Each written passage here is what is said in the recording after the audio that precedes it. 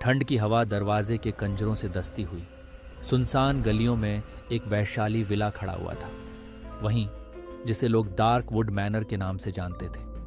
लोगों के अनुसार यहाँ रोते हुए भूत, अलौकिक घटनाएं और अत्यंत भयानक चीखें सुनाई देती हैं। एक रात अस्पताल में स्थानांतरित डॉक्टर विनय सिन्हा ने वैशाली इलाके में सुरक्षा काम के लिए नौकरी ले ली। उनकी आत्मा में जितनी हाट थी, उतनी ही वे जिद्दी थे कि इन अजीब, भयानक किंतु एक साथ मज़ेदार भूतिया कहानियों को सुलझा दें।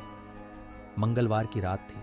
विनय सिन्हा ने निर्णय लिया कि उनका पहला कदम डार्क वुड मैनर में रखना चाहिए।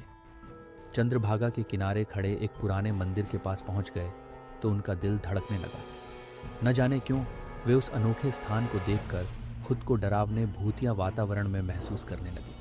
रात ढल रही थी और चांद का प्रकाश कहीं चौपटर से पड़कर रास्ते को गहरी अंधकार में छुप गया था। विनय ने अपने फ्लैशलाइट का सहारा लेकर मंदिर की ओर बढ़ने लगे। जैसे ही वे मंदिर के द्वार की तरफ बढ़े, एक अंधेरे कोने से कुछ अनूठा सुगमय स्वर सुनाई दिया। कौन है? विनय ने कहा। उसकी आवाज़ सिर्फ सुनाई दी, लेकिन कोई जवाब नहीं मिला। धीरे धीरे उनके शरीर में एक अनजान चीज़ पार करने लगी। ठीक जैसे वे फिर कांपने लगे, वे एक और अंधेरे कोने में लकड़ी की कुर्सी पर बैठे एक भूतिया आरंभ प्रतीत होते हैं। उस भूतिये की नीली आंखें तरह तरह से ताकती हुई और एक अनजानी मुस्कान उसके होंठों पर खिल्ली रही। क्या चाहिए तुम्हें? भयानक भूत ने चिल्लाया, जिससे विनय के पसीने चूर चूर होने लगे। मैं डॉक्टर विनय सिन्हा हूं, विनय ने हकीरत से उस भूत से कहा।